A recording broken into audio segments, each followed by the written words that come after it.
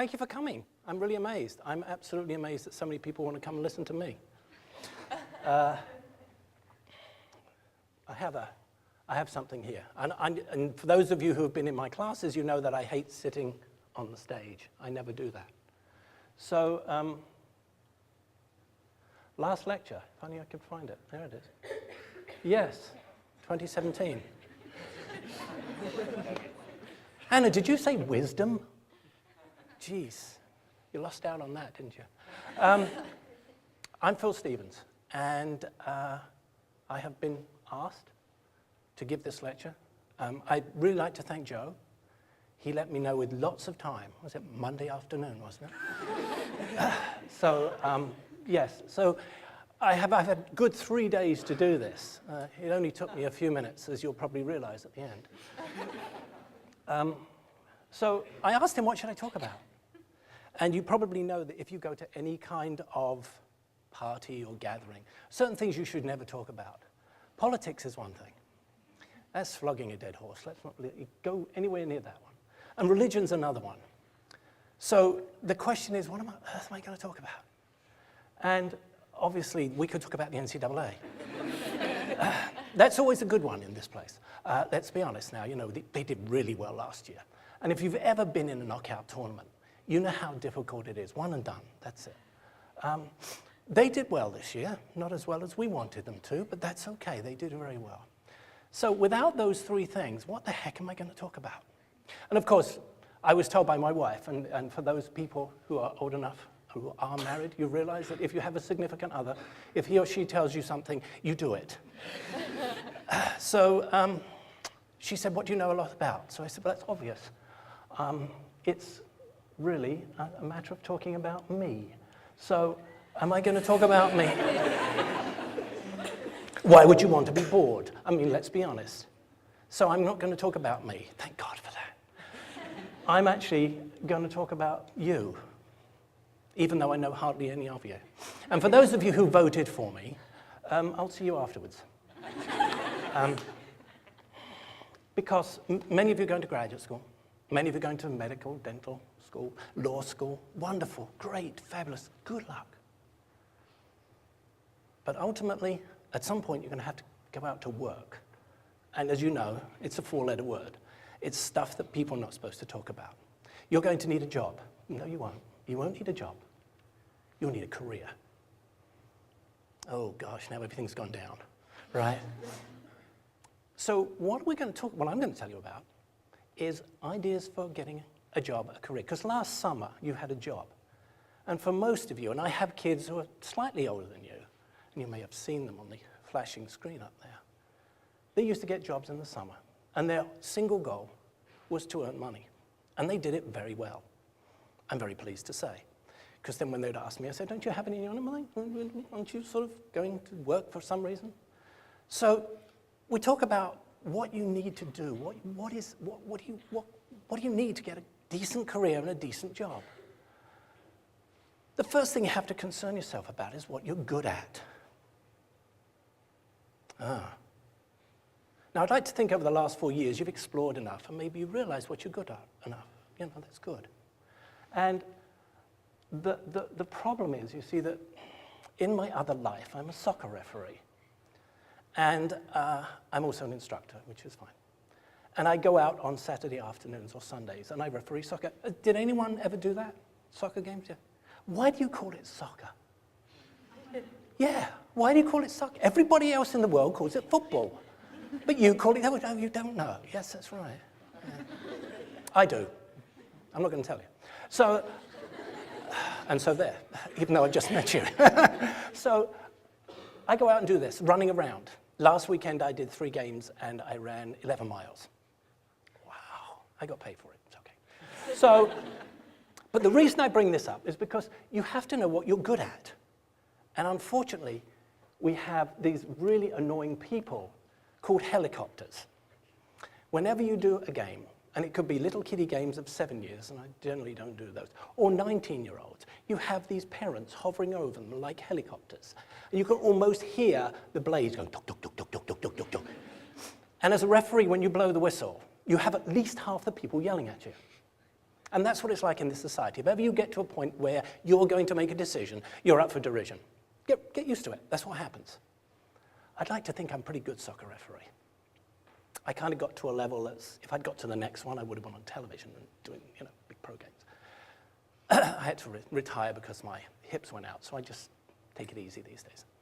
But the point is, these people, notably your mum and dad, will tell you that you're great at everything.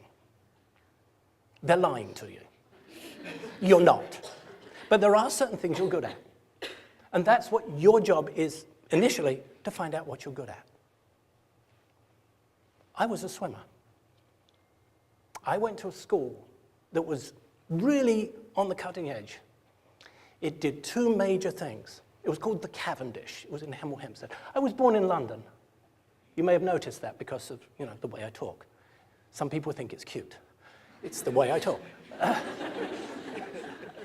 And I was raised just north and west of London in a place called Hemel Hempstead. And as I say, I went to this really neat school, Cavendish.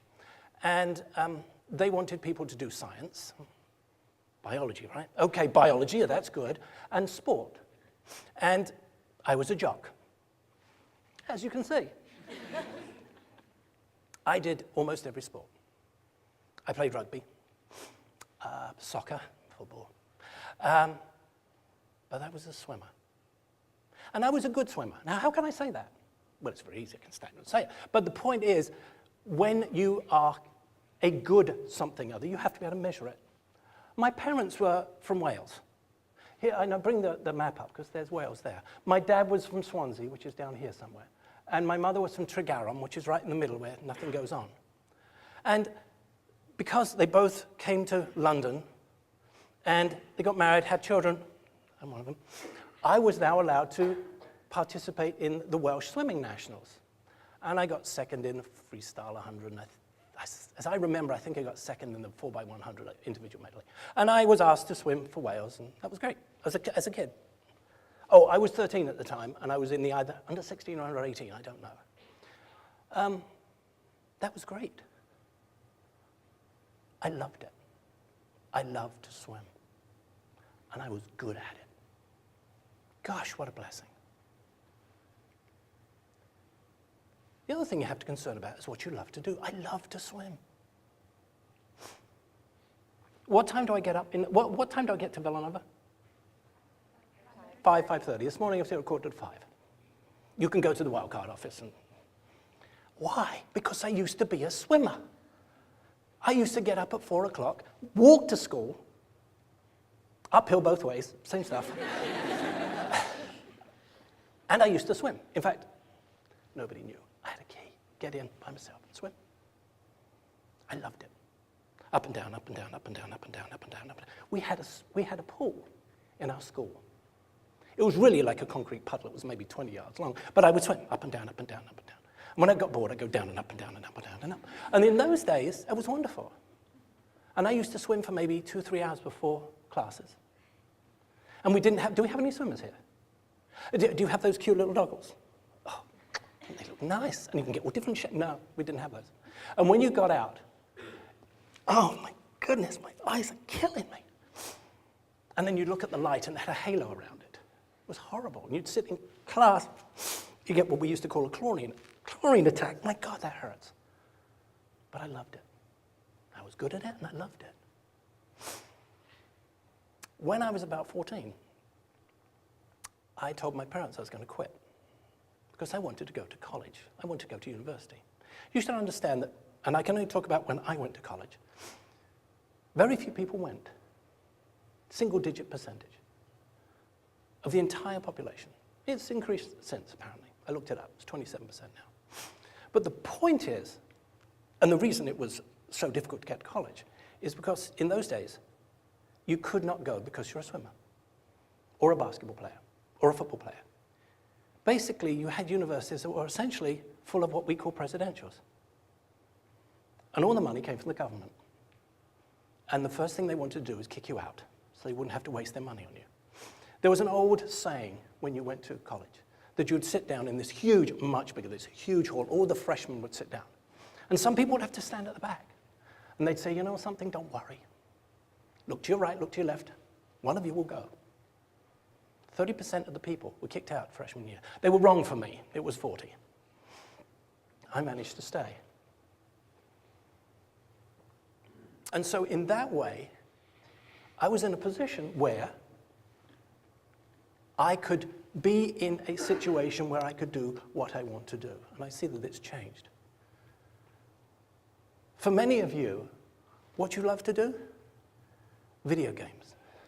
Those infernal cell phones to which you are addicted. Did you know there's an addiction center in California that's there just to get you off cell phones? I'll give you the number. You can call them on your cell phone. So, if you're looking for a career, and you think for one moment that someone's going to hire you to play video games and cell phones, don't tell anybody when you go to your interview. Because all your friends will be standing behind you, ready for interviews, because they'll want to do it too. You may enjoy doing it. But of course, what we have is my swimming. Because I quit. My mother gave me sheer HE double hockey sticks for that. She called me every name in the book. Our relationship was never the same. But I wanted to go to college. And I succeeded, I'm pleased to say. But the other thing was, even though I quit every sport, cold turkey, I found one sport that I really liked. And that was water polo. Do we have any polo players here? Ladies. Do you mind if I talk to you? Is that okay? Good, thank you. I'm going to anyway, so it doesn't matter. I'm in charge, I get to do these things. Dan Sheridan still there? Is Dan Sheridan? You're in the... You don't play, you play here? Is Dan there? Still there? Yeah. I was a pretty good water polo player. I, again, play for Wales. Play for my college, play for London universities, play for British universities. Actually, do we have anybody from the basketball team? Okay, you know they probably got, what did they get when they won the NCAA? Did they get a medal? I got 2 of those. I won 2 British University Sports Federation NCAA medals for water polo. That was pretty good. I played for Wales, therefore in the British squad. Wow. And then everything went south. Well, actually, it went north, because I went to Aberdeen in Scotland. Aberdeen, Scotland is way, way up here. Okay, let me give you an analogy.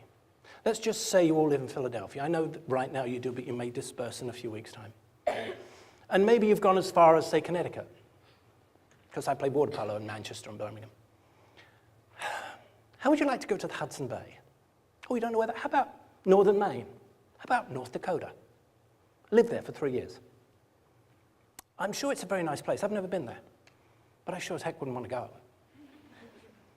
And that's not meant to be derogatory to anybody who lives there. I was forced to go to Aberdeen. And the reason was because of money. Again, they give you money to go to graduate school. And if you go to graduate school, they pay for your 3 years. You better get your PhD in that time, otherwise you're done. So I got my PhD when I was 24, 25. I hated Aberdeen. I absolutely hated it. My water polo career went south. I just got to the British squad, and it went south. It was a decision that was forced upon me, and that's what's going to happen with you, ladies and gentlemen. You're going to have to make decisions. You already made some. You're sitting in one right now. 4 years ago or so, you decided to come to Villanova. Hopefully you all have enjoyed yourself here. I wouldn't mind betting in just a quiet moment if I took you to one side and forced you in some way to actually tell me the truth. You'd say, you know, there are times I really regretted that. Maybe you do, maybe you don't. I certainly regret going to Aberdeen, but I got my PhD out of it. And they came back to London, 1975. Now I had another decision. Just coming back, I'd be playing in the British team. 1976, Olympics. Wouldn't that be a blast? I came to America.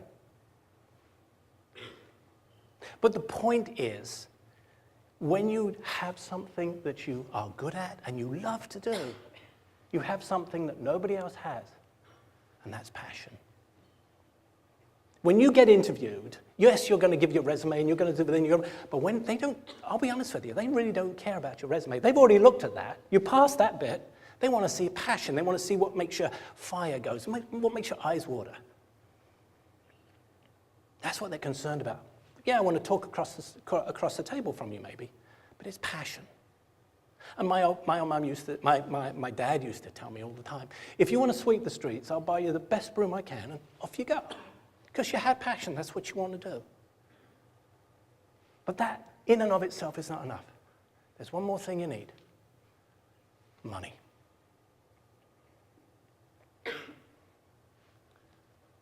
You're not going to get money playing video games or cell phone. Probably. Swimming? I wasn't going to get money there.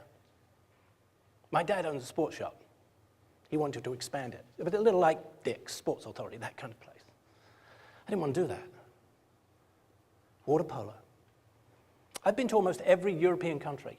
Portugal and Ireland are the two I haven't been to, playing water polo. I was offered a professional contract to play water polo in Offenbach, which is just around Frankfurt. I said, well, I want to do my PhD. That's okay, we'll get you into the local university. I didn't want to do it in German. I could speak German in the days, but I didn't want to do my PhD in it. There was money in it, not much, but I would have been okay. And I would have got my PhD, but no. So I came across the US. I've been communicating with the guy. And he said, come on over, we got money. Money. So I came over, and gosh, talk about lucky. I went to UVA. I love that place. Charlottesville was a one-horse town in those days. These days it's got much bigger, central hub of that area of Virginia. But in those days it was a one-horse town. And I think the horse actually went south in the winter. But that's okay. It was such a nice place to be. It was fabulous. As much as I didn't like Aberdeen, I loved UVA. The people were great. The guy I worked with was fabulous. I love him dearly. And because I had a 3-year contract, a 3-year visa that said you've got to go back to England after 3 years. I went from England, came to America 3 years, and go back to England. And some Americans went the other way. Fortunately, England has a Commonwealth. So I was able to go to Canada and satisfy that visa. So I went to the University of Toronto for 18 months. Loved it there. I'm not a town person, but that's okay. And then came the job at Villanova. My wife had just had a baby, and there's a lot of pressure to get settled. I did actually get offered another postdoc after Toronto. Small college over in the West Coast called Stanford. I was offered there. And the guy who actually wanted me to go over, really super nice guy. He's a Brit too, so it can't be bad. He said, if you've got a job, John told me, go. Because they weren't. Apparently more than 100 people applied for my job, and for some reason I got it. It's like winning this, isn't it? You know, okay. So here I am at Villanova. So what we've got now are 3 things. You've got to know what you're good at. You've got to know what you love to do. But you've got to get money. And if you can get all 3, you hit that sweet spot. I have 3 children. Been married 30 years.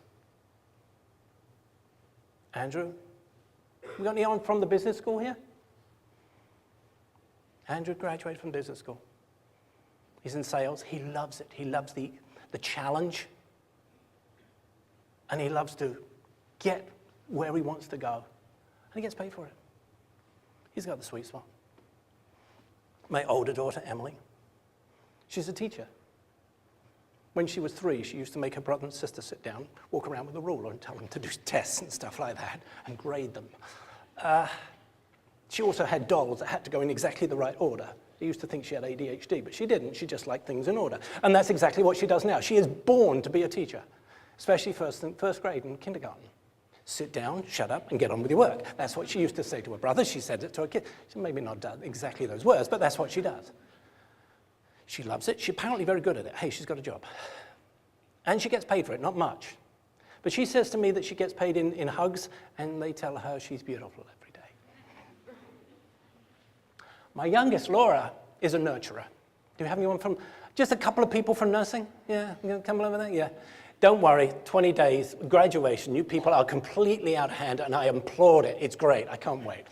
Oh, God, what they do with those gloves is amazing. So anyway, they do it every year. It's nothing new, but I think it's great.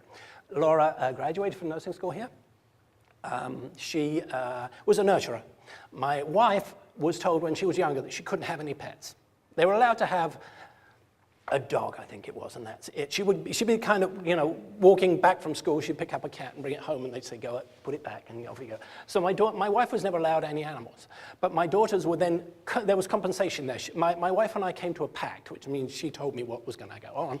That is, Phil, we're going to have any animal that they want, and if they want whatever, I could see elephants walking through the front door, but it didn't happen like that. But we have 3 dogs. Some of you know Max and Bryn, the 2 dogs. I bring them in on review sessions. You should ask your professors to do that, especially after 6 weeks of being at Villanova. It's really nice to get to know the dogs. Some people I don't like dogs, and I don't bring them in for that. We have 4 cats. I'm allergic to cats, but it's okay, the kids wanted them. Shut up, Phil. So what else? We've had rats. We've had birds. We've had rabbits. Laura loved the rabbits. She would squeeze them so hard their eyes would come out and bug out. She was a nurturer. And of course, she is a nurse. She loves it, and she gets a lot more money than a lot of people. They're all at the sweet spot. I had nothing to do with it. So in finishing, I would suggest to you that I would like to propose a toast to the class of 2017. I'm not done yet. May you love a lot. May you live a lot. May you dream a lot.